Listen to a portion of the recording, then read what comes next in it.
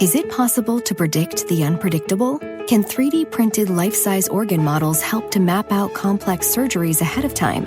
Is it possible? It already is right here. Mayo Clinic. You know where to go. When it comes to quality sleep, Ashley has you covered with top mattress brands at winning prices and with special financing options available. You can snooze now and pay later. Plus, your mattress purchase helps give the gift of better sleep to children in need and U.S. Special Operations Forces. Visit your local Ashley store or shop online today and make every snooze count. Financing is subject to credit approval. See store or ashley.com for details.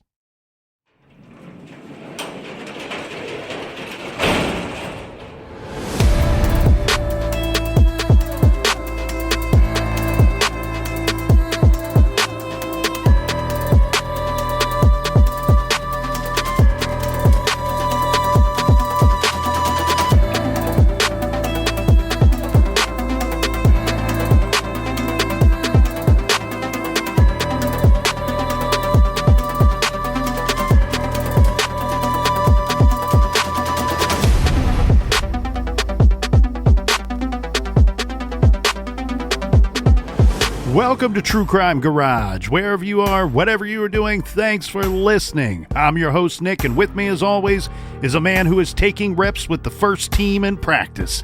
Here is the captain. We're just trying to take everything one step at a time, one practice at a time, and it's good to be seen and good to see you. Thanks for listening. Thanks for telling a friend.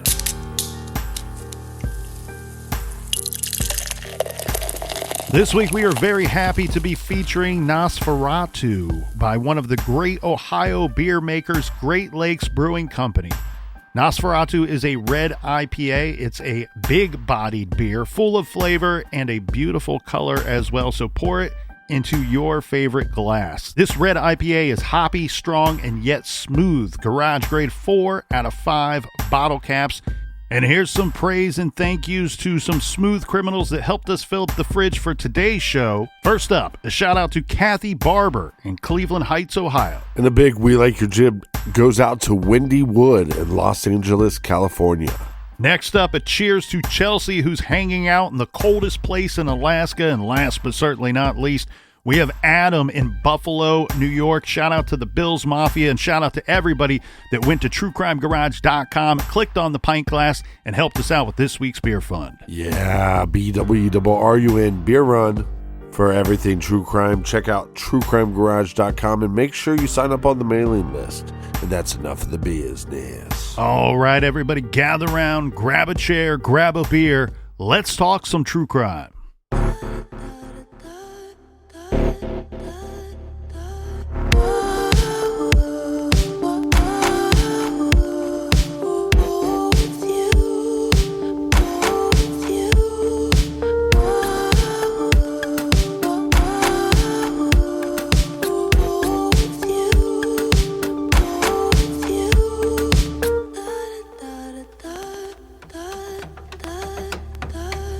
The great state of Ohio has 88 counties. For this week's true crime story, we head to Mahoning County and to one of 14 townships in Mahoning, Boardman, Ohio. Boardman is a suburb directly south of Youngstown. In the early 70s, life in Boardman was changing how its 30,000 or so citizens felt about their town. Boardman was a safe town and a great place to raise a family, but was that still true? Who could be sure? And with the story we are presenting this week, you'll see why parents started implementing stronger curfews, demanding to know their children's whereabouts, and telling them to not walk alone, and even in a group, always to be looking over your shoulder. 50 years ago this week, a 12-year-old Boardman boy, Bradley Bellino, was abducted and murdered. His case remains open, and not for a lack of effort. The Boardman Police Department did everything in their power over the course of 5 decades to find justice for Brad and the Bellino family. They have tried everything, every resource, even calling on other law enforcement agencies for help. And yet, the person or persons responsible remain a mystery. The following is from the Akron Beacon Journal. The headline, "Nothing was normal the weekend of slaying." And the article reads, normally when he left his best friend's house after an afternoon of playing basketball, Bradley Bellino went directly home. Normally, Don Templeman's parents drove Bradley the several miles to his home. Normally, Bradley, 12, would be talking to Don on the phone the next day, setting up another rendezvous for basketball, talking or walking. But Easter weekend wasn't normal. Sometime after he left the Templeman house at 7:30 p.m. Friday, Bradley was sexually molested, strangled to death, and stuffed into a trash bin where his body was discovered that Tuesday morning. His body still bore the red, white, and blue jeans and the t-shirt with "The Devil Made Me Do It" emblazoned across it that he was wearing when he left the Templemans.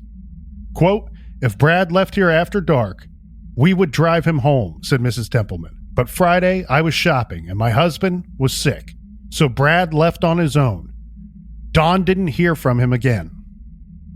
Bradley's parents, Mr. and Mrs. Joseph Bellino, didn't report their son missing until Saturday afternoon, apparently due to a misunderstanding about whether he would stay overnight Friday with the Templemans. The coroner investigator stated, quote, "We hope to be able to pinpoint the time of death more accurately when our lab tests are complete." The headline was right.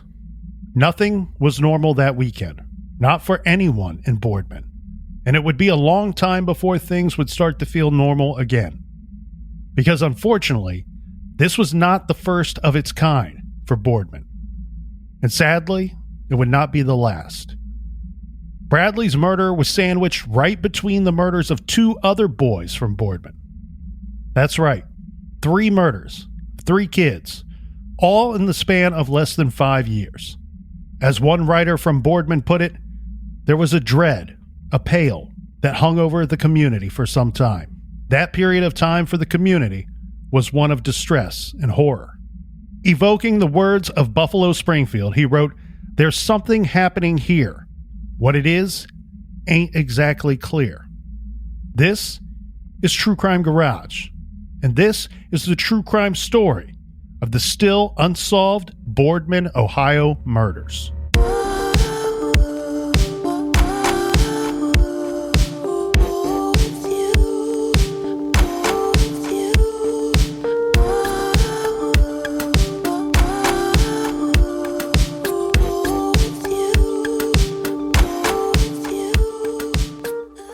That was one of the trailers that we had for our 4-part series titled The Boardman Murders that we released last year, starting with part 1, released in the last days of March 2022. That series, episodes 567 to episode number 570 on your True Crime Garage radio dial if you want to go back and listen to those. Now, if you have not been paying attention to the Boardman murders case out of Boardman, Ohio, located in Northeast Ohio, there have been significant updates in this case. We are talking Long Island serial killer-sized updates in the Boardman cases. When we featured the true crime story, we honed in on 3 unsolved homicides in Boardman, Ohio from the early 1970s. The 3 we focused in on were the murders of Thomas Baird. He was 15 years old, who was attacked when walking home on the evening of December 4th, 1970. He was found either slumped over or lying on the ground with severe head injuries. He would later die from those injuries. The next unsolved homicide that we covered was that of 12-year-old Brad Bellino.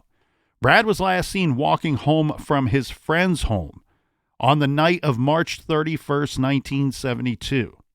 Brad Bellino's lifeless body was discovered, found in a dumpster 5 days later on the morning of April 4th, 1972.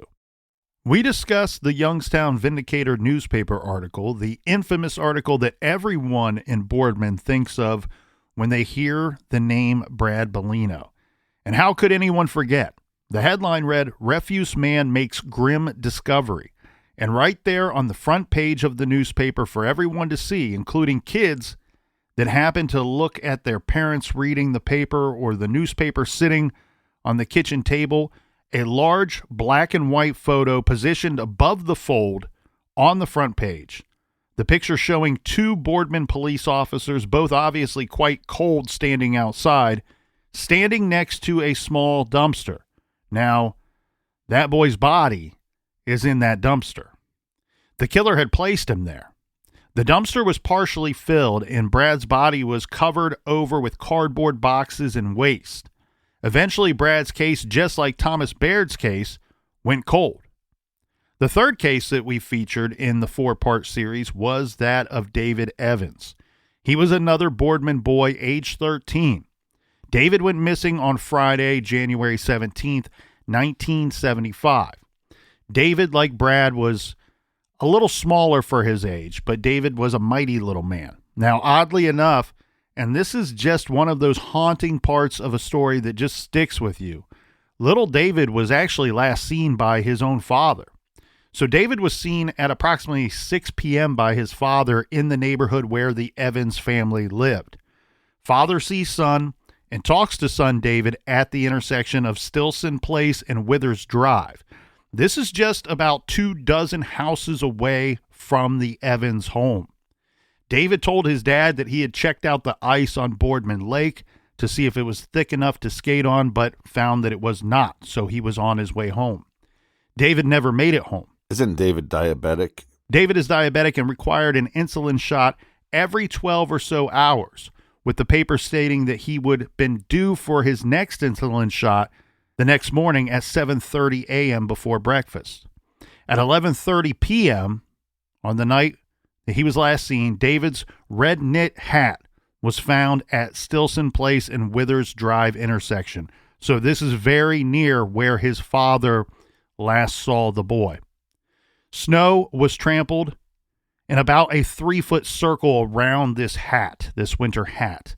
And let's remember, David was shy and reserved, especially with strangers, and his parents didn't think he would willingly go off with a stranger. So he is not the type to hitch rides. We talked about in our original coverage that Brad Bellino was quite the opposite, very outgoing, very adventurous, and was known to hitchhike. For 6 days, volunteers and law enforcement searched for David Evans on the ground and even in the air with a helicopter from the National Guard. Sadly, the search ended in a bad way on Thursday, January 23rd. David's frozen body was found in the bushes of a parking lot at the northeast corner of Market Street and Boardman Poland Road, routes 7 and 224 respectively. The location is approximately about a half mile or so from where Brad Bellino's body was found in the dumpster. Now, the question, 50 or so years ago, when the homicides took place in Boardman, was could these 3 homicides be related, all connected to one another, or committed by the same perp or perpetrators? Well, with one murder, it shocks the community. When you have another body found, it starts shocking that whole region. And so then law enforcement and armchair detectives are going to start looking into the similarities of these crimes and the differences of these crimes to see if they're connected. And these cases really became, especially that of Brad Bellino, really became almost something of urban legend there in Northeast Ohio. And it makes sense. I mean, this is how horror movies start off. A child on the streets disappears and then days later is found dead. Now, there were similarities in these cases, but there were also some differences as well. And the similarities would be that you have 3 youngsters, all males, walking home in the evening or nighttime, and then they are found, 2 of them found dead, one of them found severely attacked. So Thomas Baird lost consciousness. He was found unconscious, beaten about the head. And when they recovered him, they took him to the hospital. The story of his attack seems to be quite different than what could have happened to David Evans and what could have happened to Brad Bellino. With Evans and Bellino, there weren't any real theories at the time. Here you have a missing kid, goes missing for several days, and then is found placed almost somewhat concealed in both situations. Where with Thomas Baird, he's kind of lying out in the open, and he's found. And the story that went along with Thomas Baird's case was that he had been jumped by some older boys or boys his age. And again, the similarities here would be the ages. Brad Bellino, David Evans, 13 and 12 years old. Thomas Baird, 15 years old. And one thing that's very strange about this case here, Captain, is child victims, but they're different. There is a significant difference in the victimology, in my opinion, here. You have Bellino, who's 12, Evans, who is 13. Both of these boys, you would say that 15 is not too far of a stretch from 12 to 13, and then Thomas Baird, who's 15. However, what we actually have here is Bellino and David Evans were quite small for their age. These boys, Bellino could have passed for 8. Evans could have passed for 10. And Thomas Baird, very much 15 years old, going on 16. So somewhat of a different victimology there. But you can't get over the fact that all three of these boys are walking home at night by themselves. And it's very rare for a community of this size to experience the homicide of 3 children, 3 male boys within the course of less than a 5-year span. Well, like you said, you have 2 of the victims that were concealed and then 1 that was not. That raises the question, is that a difference in these cases, or did the perpetrator just not get a chance to conceal the other body? Exactly. And here's the thing too, Captain. What we have here is what our findings were when we looked into this case. And this was one of those cases where we had the opportunity, the rare opportunity, to spend more than 10 days or 2 weeks on the case. We did this in a 4-part series, span over 2 weeks. So that allowed us to, 1, dive into this case and be very thorough with it well in advance leading up to that 2 weeks, but also gave us an additional 7 to 10 days to review everything that we had. So we were really able to focus in on this case. The other thing too, we were able to get a hold of the police file for the David Evans case. Well, like you said, some of these cases became larger than life. They became folklore. So when you normally have cases like that, let's take a missing person case like Maura Murray, or you take the Amy Mihalovic case, a lot of information starts coming out about the victims, their families, and possible suspects. Well, and when you have multiple victims, multiple crime scenes, there's a lot to explore there. And then on top of that, you also want to try to figure out, A, are they connected? And B, why 50 years? Why do we have a child homicide that goes unsolved, goes cold for this many decades, and then, oh, by the way, we got 2 more that happened in the same area around the same time? And so that is something that really needs to be explored. Now, what are some of our findings was there's some weird portions to this story. First, Thomas Baird, homicide. They said that from day one. Now, mind you, he did live for several days in the hospital before passing away. Brad Bellino, very obvious homicide. The poor boy was found with a belt wrapped around his neck, discarded in a dumpster, and very obvious signs of homicide, and the injuries and so on and so forth, clear. Now, with the David Evans portion, not so clear. His diabetes and the required insulin shots made this a rather tricky case. And this was for the experts, not just us here sitting in the garage. The coroner had decided that he died of natural causes. Basically, he dies due to his diabetes and not getting the necessary insulin shots. Right. And the police department, Boardman PD, God bless them. Look, nobody's perfect. People make mistakes. We're fallible. We're human beings. I get it. Coroner sees something, makes a scientific assessment, and comes up with the conclusion that, oh, he died due to the diabetes. Boardman Police Department, they go back to the coroner and say, not so fast. We see a lot of reasons why we think this is a homicide. We want you to change your ruling from natural causes to homicide. Why? Because that provides them different resources to investigate this as a homicide. Now, ultimately, they do not get that reversal on that decision. What happens is Boardman PD, they decide, we see reasons why this is a homicide. Let's go back to the scene of where David Evans is last seen by his father. We talked about this when we covered it. When you find that winter cap on the ground in the middle of the intersection, snow around it, trampled over, and you have a boy that the parents and the teachers and everybody are saying, no, this kid would not have just got into a vehicle with somebody. You find that cap in the streets because somebody snatched that kid off of the street. So you have signs of an abduction. You have him missing for days before his body's found. And then on top of that, he has some significant injuries to him. There was some kind of hole or puncture mark in the small of his back. There was also, he had a broken wrist. Now, what they were able to determine is that the broken bones occurred after he was dead. And so what the police are saying is, look, this kid didn't die of these natural causes and then break his own arm trying to hide his own body. This body was concealed. He didn't crawl into the bushes to try to stay warm.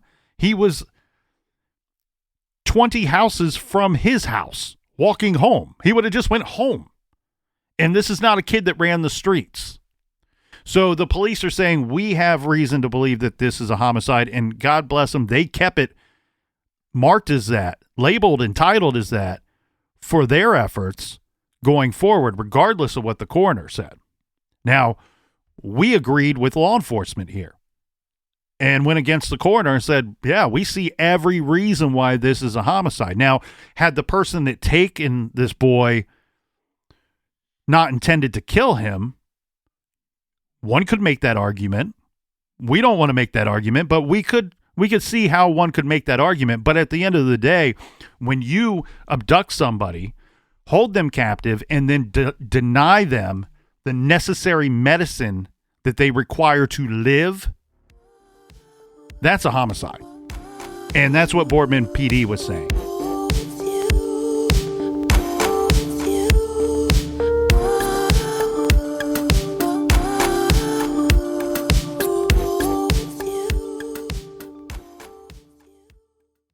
This show is sponsored by BetterHelp. Do you look forward to the holidays? Maybe you struggle with seasonal blues. This time of year can be a lot, and it's natural to feel some sadness or even anxiety about it. But adding something new and positive to your life can counteract some of those feelings. Therapy can be a bright spot, something to look forward to make you feel grounded, and to give you the tools to manage everything going on. If you're thinking of starting therapy, give BetterHelp a try. It's entirely online, designed to be convenient, flexible, and suited to your schedule. Just fill out a brief questionnaire to get matched with a licensed therapist and switch therapists at any time for no additional charge. Find your bright spot this season with BetterHelp. Visit BetterHelp.com/garage today to get 10% off your first month. That's BetterHelp, HELP.com/garage. Is it possible to predict the unpredictable? Could surgeons use a patient's own anatomy to create 3D-printed life-size organ models to map out challenges ahead of time, making surgery more precise, efficient, and less invasive? Is it possible? It already is, because every day we're doing what's never been done. Learn more at mayoclinic.org/possible. Mayo Clinic. You know where to go. Dreaming of overseas adventures or connecting more deeply with family from afar? Rosetta Stone bridges the language gap. I've tried others, but Rosetta Stone's immersive lessons and voice feedback technology are game changers. Dive into 25 languages by learning intuitively, just like when you were a kid. And here's the holiday sparkle. Grab a lifetime membership now and save 50%. Gift yourself the world. Head to rosettastone.com now and save 50%. When it comes to teaching kids and teens about money, practice makes perfect. That's where Greenlight comes in. With a debit card and money app of their own, kids learn to earn, save, spend wisely, and invest. Parents send instant money transfers, create custom chores, and automate allowance, while kids track their spending, set savings goals, and practice money skills they can use today and for life. Get 1 month free when you sign up at greenlight.com/podcast.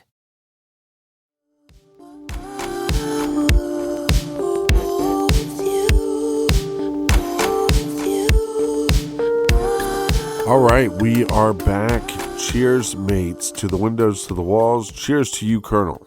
Cheers to you, Captain.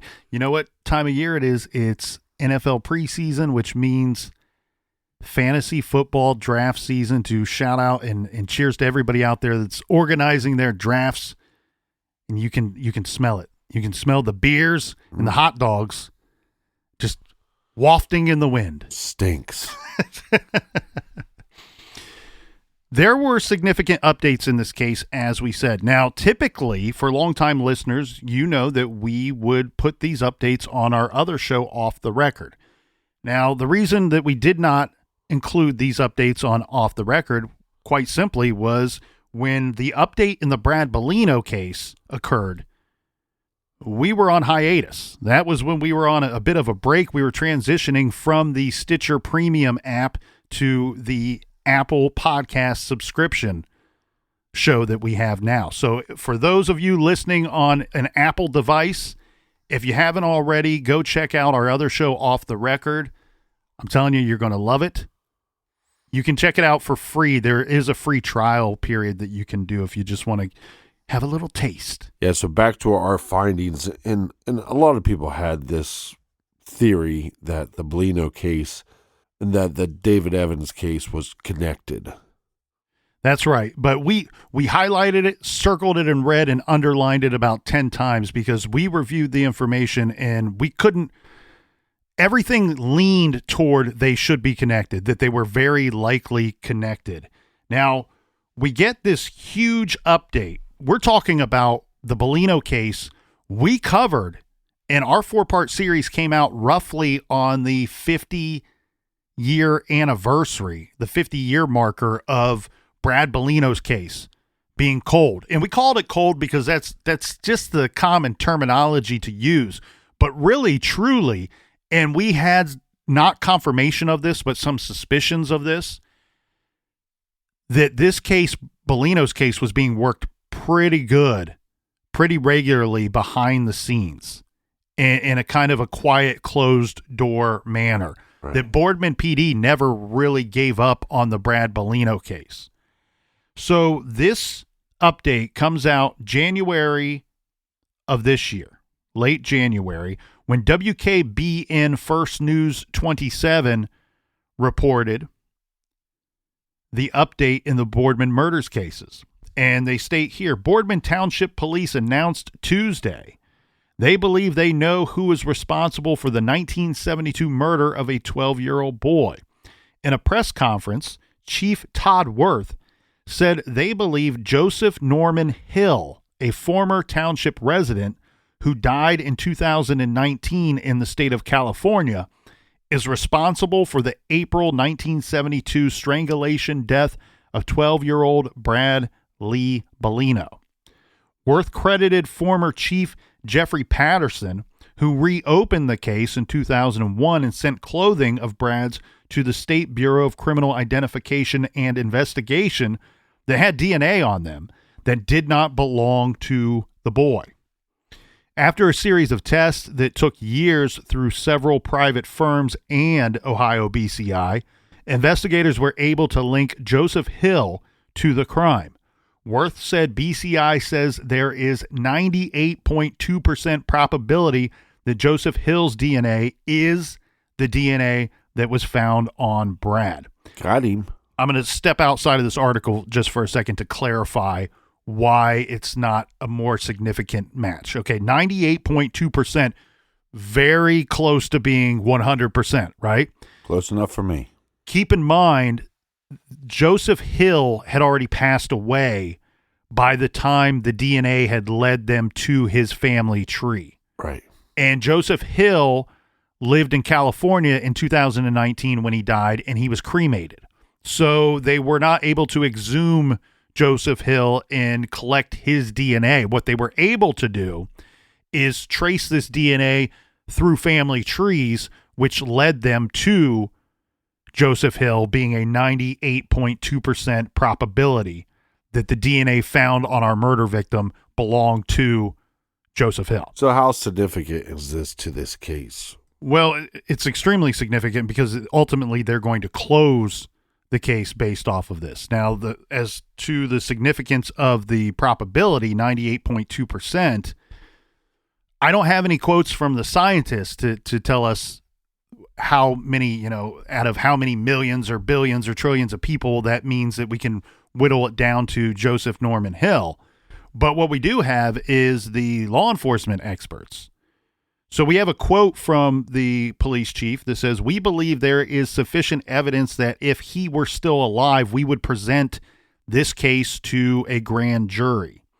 And then we also have the Mahoning County prosecutor who said that her office reviewed the file and also believes that the case would be taken to a grand jury. And the prosecutor praised the work of the investigators, saying that they never abandoned the case and stuck with it over the years as DNA technology advanced.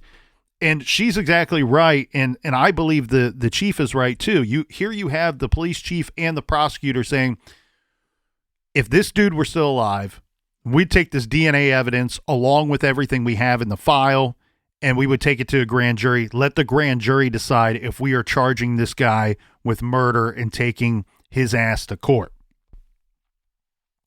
She goes on to commend the police and their work that they did, saying over 50 years had gone and they did not let it go. They didn't stop.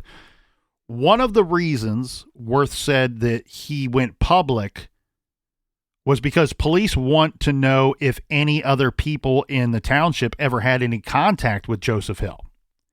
He said law enforcement in California were also looking into other cases to see if there is any link to homicides that they have after Joseph Hill moved from Ohio to California. Yeah, that's interesting. And then we have another officer. His last name is Kakasik. He said at this presser that Joseph Hill's name never came up in the investigation. And in fact, he wasn't just never considered a suspect. His name did not appear in their case file. And so they're announcing to the public back in January, not only are we finally able to close the Brad Bellino case, but on top of that, we are asking anyone who may have information about Joseph Hill, please call our detectives, the Boardman detectives, at 330-726-4144. And we've seen law enforcement do this quite a bit in other cases. They go on to discuss the crime a little bit here in this article, saying the boy's body was found at about 8 a.m. Tuesday, April 4th, 1972, in a trash container behind Isley's on Boardman Canfield Road. A tan belt was wrapped around his neck and his clothing was in disarray. Investigators said he was sexually assaulted before he was killed. This is really, this little part of the case has always intrigued me. Yeah, me too. When we covered it, Captain, we spent a good deal of time, 20 or 30 minutes or so of that garage episode, pouring through the inconsistencies in the story about Brad Bellino being missing, and also the inconsistencies involving the evidence surrounding this homicide. One of those inconsistencies that we discussed was this belt. So they find him with this tan belt wrapped around his neck. It was the belt that was used to kill the boy. And it was reported that this was a child-size belt. And where we had the discrepancy was with the items that was found with the boy. And there were two versions of that story. One version is that he was found without a belt, so leading to the possibility that the murder weapon actually belonged to the boy, that it was taken off of his person and then used to kill him. The other version of that story was Brad Bellino was found with a belt on, and also this belt was found on him wrapped around his neck. Right, meaning that it wasn't his belt. Correct.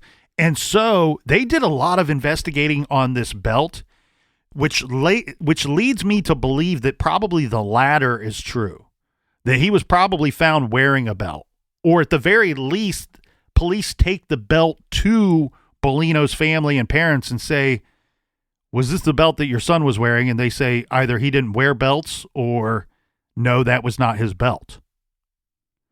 And it was definitely a child-sized belt. But if he, in fact, was wearing a belt, or if this was not his belt, then you have to wonder, did this killer, was he driving around looking for a victim with his preferred murder weapon? That he came prepared to do what he did to that kid. And we know that they spent a significant time investigating the belt because there's a mall in the area back then, and they went to that mall looking and trying to find if they could find anything that stood out to anybody. Like, did you see a grown man in here buying a child's belt? And he's without a child when he's buying the belt. No, I get that, but as a parent, you buy a lot of things for your kids without them being in the store with you. Did somebody write a check for a belt? Something that we can trace back to the purchaser and ask that person questions. So they investigated the belt. It's still kind of an outstanding part of this case. They've not really clued us in on exactly what is the truth here, but most of the indicators are that it was not Brad Bellino's belt. They go on to say in the article, the Mahoning County coroner at the time, Dr. David Belinkie, said in news reports the boy's death was, quote, the act of a degenerate, end quote. Boardman police said they had some leads immediately after Brad Bellino's body was found, but they also stated what they termed, quote, phony information. You know, we talked about the inconsistencies in the stories, and this is what they're addressing here at the presser, which they said was hampering their investigation. There was some thought, remember, we discussed this well, Captain, there was some thought that Brad's death could be connected to the 1970 beating death of 15-year-old Thomas Baird of Afton Avenue, who was found December 3rd, 1970 on Lake Park Road, badly beaten. He died of his injuries 10 days later. Worth said police will re-examine the Baird case, as well as the case of David Evans, 13, whose body was found in a parking lot near US 224 and Market Street in January 1975, a few days after he was reported missing.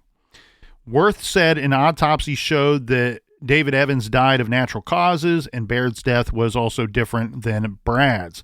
But police will check the cases again to make sure there is no connection with Joseph Norman Hill.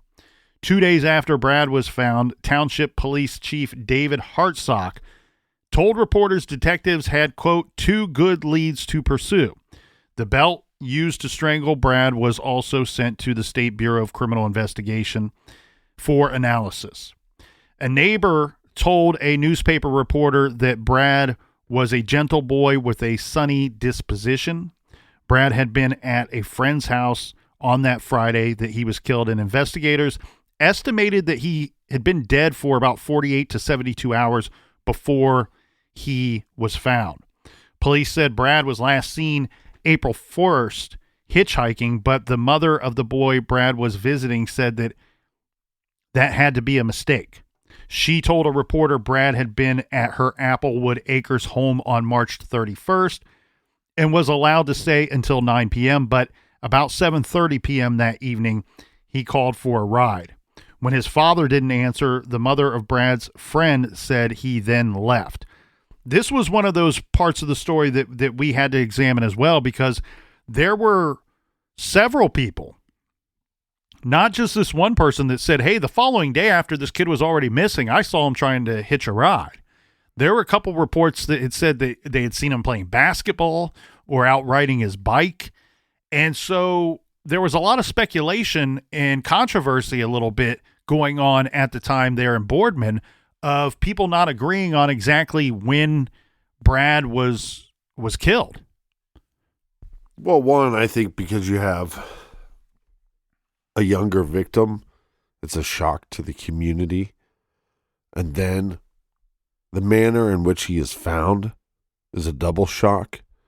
So law enforcement has to do like a double due diligence because of the, like you said, this becomes like folklore instantly. Well, and the article gives us further insight into that of the killer. And continuing on, the police chief said that Joseph Hill was a truck driver who drove for a local water bottling company. He was 32 years old when Brad was killed and then moved to California in 1978. So keep in mind, Brad was killed in 1972. Joseph Hill, the killer, moves from Boardman, Ohio to California in 1978, roughly 6 years later. Right. Joseph Hill, again, he died in July of 2019 in a nursing home in California, and as we already said, his body was cremated. The police chief Worth and Captain Al Kakasik, chief of detectives, both said at the presser investigators were able to get DNA samples from Hill's family members, some voluntarily and some through, quote, other means. They go on to state that there was never a link between Hill or Bellino that investigators could find. Brad was found about a mile away from where he was last seen. Kakasik said the autopsy of Brad found that he had an undigested meal in his system, which means he died quickly. So those rumors and those statements of people saying, hey, I saw this kid after you're saying he was last seen, and prior to you finding him deceased in the dumpster, those were either just flat out false, or, as we suspected when we went through the information, that it was probably people that were really trying to help. And if you see a kid, I mean, this is a neighborhood, this is a town, a city that is filled with kids and boys Brad Bellino's age. These are people that probably just really wanted to help. And there's that other human side too. When it's reported, hey, we're looking for this kid, we don't know how or where or when exactly that he went missing. We need the public's help. There's that natural human side of us that want to go, well, you know what? That kid, he's probably out running the streets. We don't want to think that evil snatched up this kid and did something horrible. Well, the chief is going to give us some insight because based on the autopsy, they believe that he died within 2 to 4 hours from leaving his home. Yeah, 2 to 4 hours from leaving his friend's home. And then on top of that, they were able to use some of the items that were found in the dumpster to really narrow that down as well. So we have the mother saying that Brad Bellino left the friend's home at approximately 7:30. Right.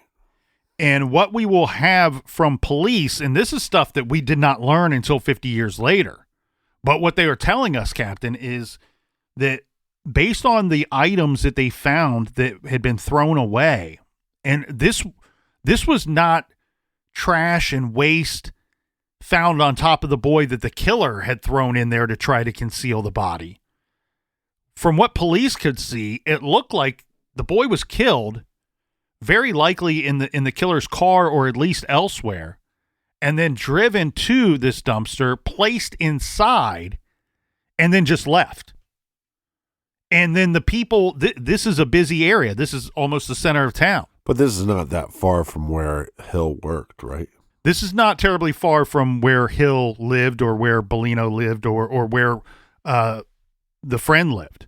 I mean, we're talking about everything here is within with a 1.5 mile radius, really, if you want to get down to it. And so what they're saying is that we found trash items that were discarded by the businesses that were closed by midnight that night. And not just closed, doors locked and everything cleaned up, thrown away, and then employees gone, bye-bye for the day.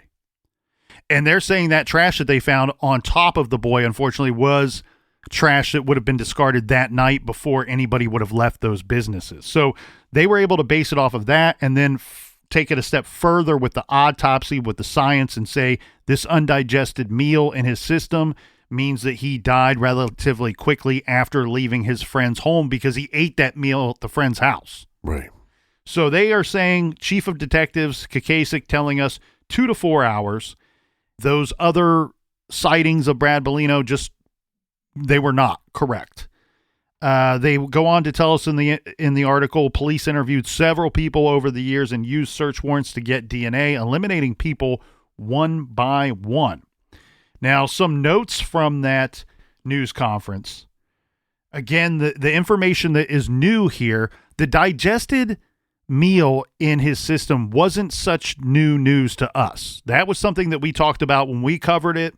That was something that had been fairly well reported over the years. The news there was the trash and how they went through all the items in that dumpster to try to come to a conclusion of when Brad would have been placed in that big receptacle. So 2 to 4 hours after leaving the residence of his friend when he was last seen, 7:30 p.m.-ish, placed in the dumpster absolutely before midnight. That's new information because based off of what we were told before, he could have been killed and kept elsewhere before being placed in that dumpster. But it sounds like, no, that's not the case. Right, makes a lot of sense. The other interesting thing, too, the takeaway from that press conference, that news conference, is no connection to the Bellino family. And after the news conference, the Chief of Detectives, Kakasik, and Chief Worth, they stayed and they answered any questions that the public or media might have regarding this case and the big break and finally closing this case. And one of those was time and time again, I think 3 or 4 times, they were asked to clarify that there's no connection between murderer and the victim. Yeah, to me, and correct me if I'm wrong here, but to me, the connection is the area. Yes. And so it's like, especially during that time, during that age period that Bellino was in, you'd walk around town, you'd ride your bike around town. There was a lot of things, and parents didn't keep a super tight eye on everything that the kids were doing. I'm a child from the late 80s, early 90s, and there was less supervision then. I can only imagine in the early 70s.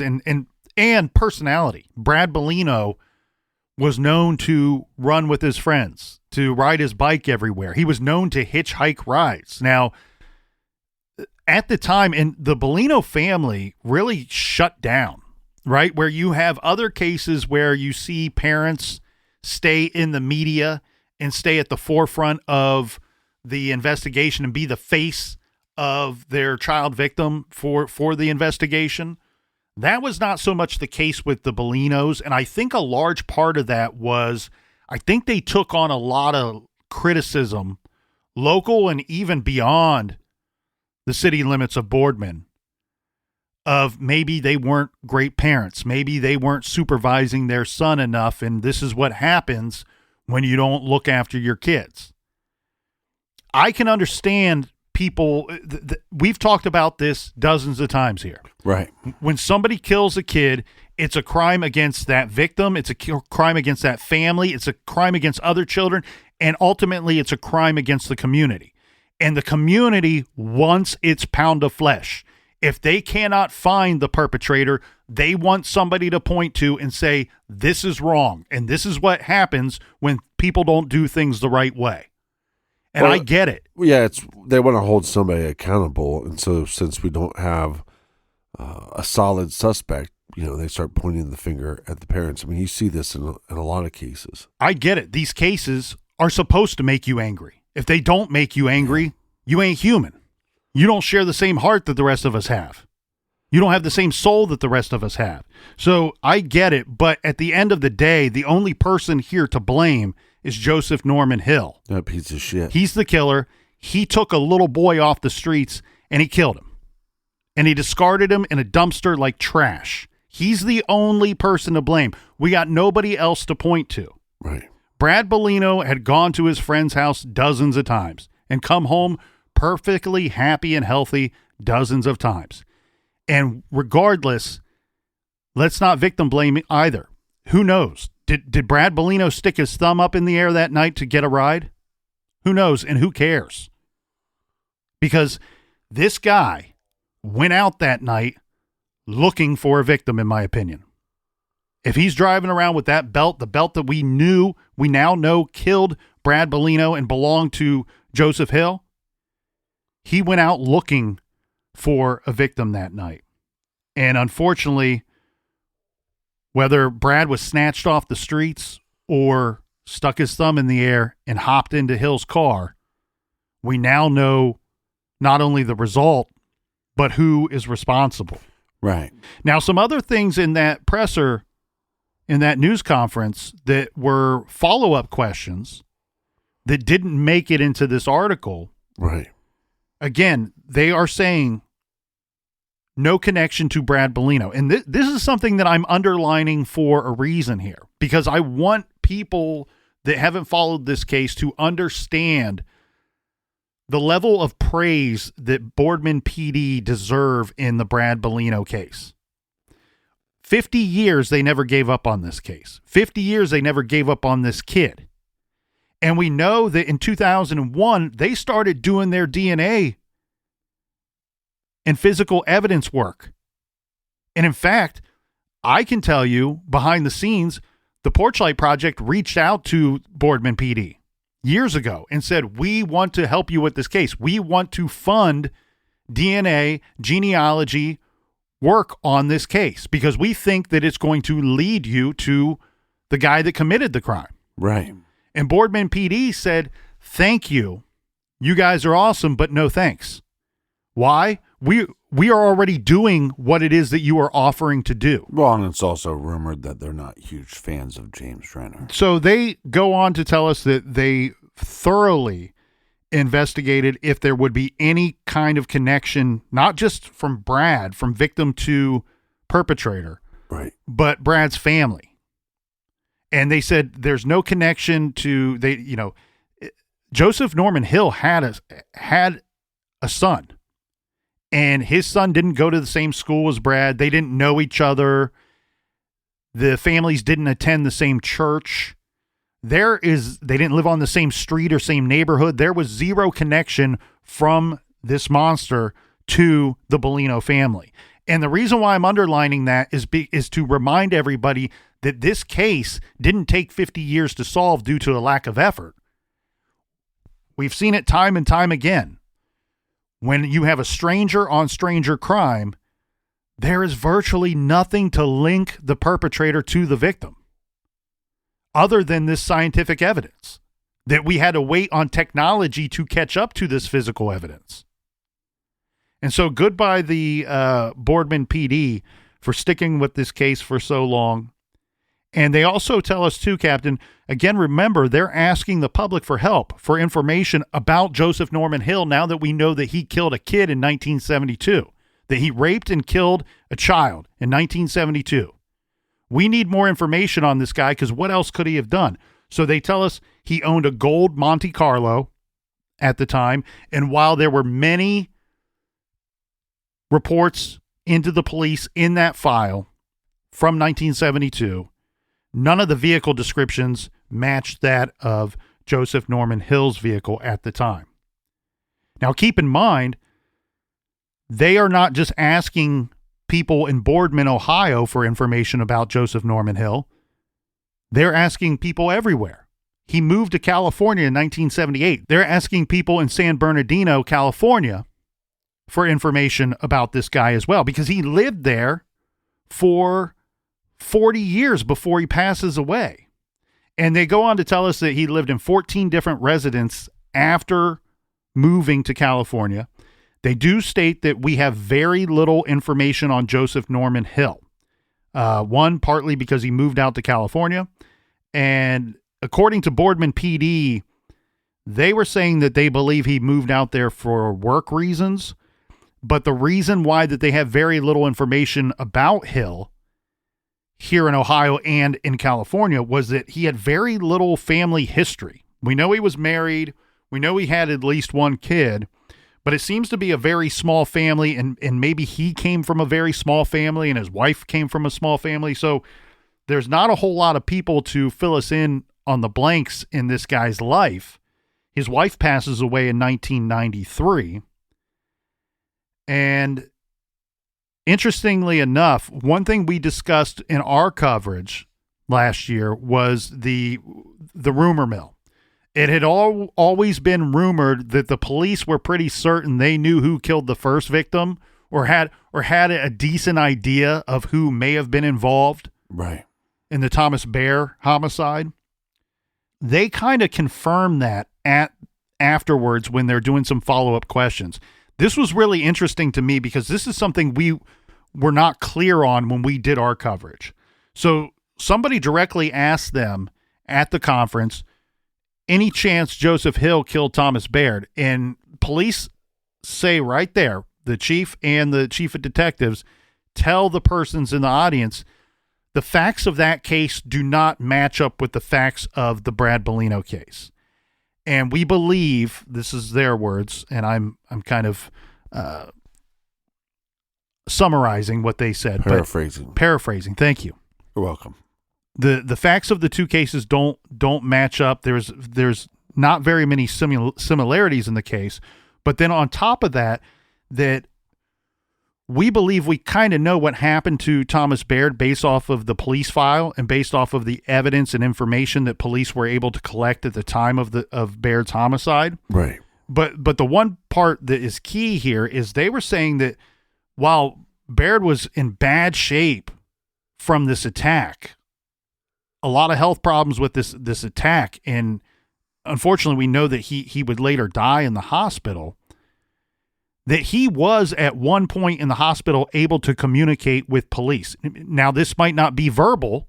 He may not have been verbal and able to tell them who his attacker was or attackers were, but they said that he was able to communicate with them. Maybe he was able to write it, blink. Sometimes they do that, answer the questions, blink once for yes, twice for no.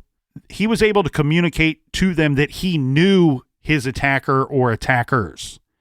And that, I'm guessing, Captain, that probably carries a lot of weight with the investigators based off of information that they've already collected, leading them to believe that these two homicides are probably not connected.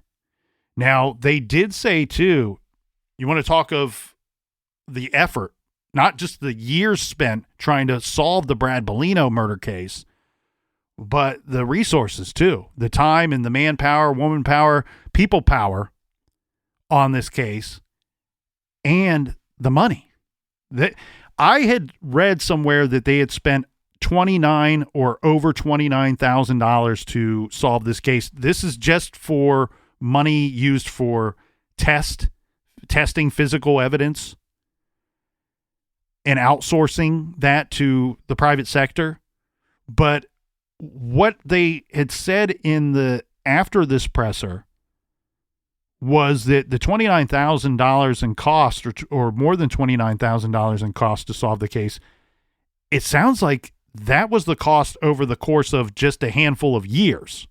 I had always believed that was the money spent on this case for test starting back in 2001, when we know that they were outsourcing testing this physical evidence. Right. But it sounds like this is the money that was spent just in a handful of years, and that this case really started heating up behind the scenes in the last few years. And that some of this information, it sounds like they knew that Joseph Norman Hill, deceased, was 98.2% the depositor of that physical evidence that was found on our victim, that they knew that for probably several months. But we don't get this announcement until they are able to thoroughly vet this guy, or at least attempt to vet this guy, and make sure that what the science is telling them is correct. Well, again, not to harp on that idea, but just because the families aren't connected, that, we don't know exactly what Hill was doing in that town. And as long as you're in that town, you would have been connected. You would have seen these children. These were crimes of opportunity. That's exactly right. But, what fascinates me and also what really echoes a belief that we have said here on this show a dozen times, unfortunately, if you fall victim or fall prey to somebody, one of these monsters, your case or your loved one's case is only as good as the police department investigating it, only as good as the detective who catches your case, only as good as the detectives sitting at the desk where the case file falls. And here is a prime example of a good police department, great detectives, great police chief, a great force in general, working together, working very hard on an investigation. And what's so great here is that this is why you don't give up. That's what infuriates me with a lot of these cold cases, because I could name for you a dozen police departments. And if I can name a dozen, that means that there's probably hundreds of them out there, that they have cases that they can tell us, yeah, we're pretty sure we know who did this. The perpetrator, we believe, that did this has been dead for some time. And so we got other cases. We can't devote the resources and the time and the money. And I get that you have other cases. But when you solve a case like this, when Boardman PD stands in front of cameras and an audience over 50 years later in the Brad Bellino case, and closes it out and tells us who did it, and he died years ago, what that says to people in that community and everywhere watching and listening, that you cannot come into our city and kill someone and get away with it. We will work this thing until it's solved.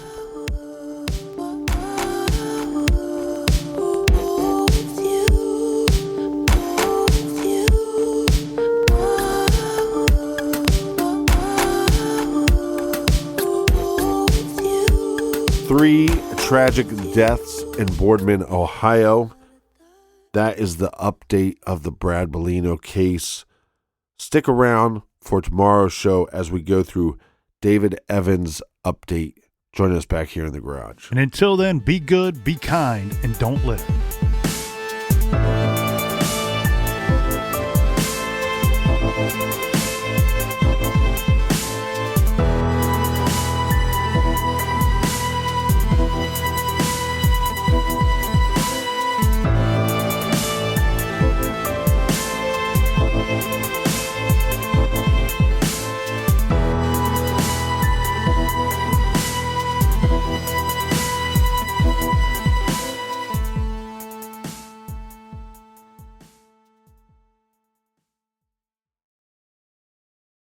Is it possible to predict the unpredictable?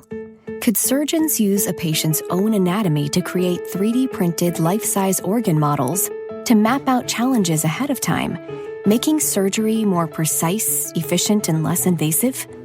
Is it possible? It already is, because every day we're doing what's never been done. Learn more at mayoclinic.org/possible. Mayo Clinic. You know where to go.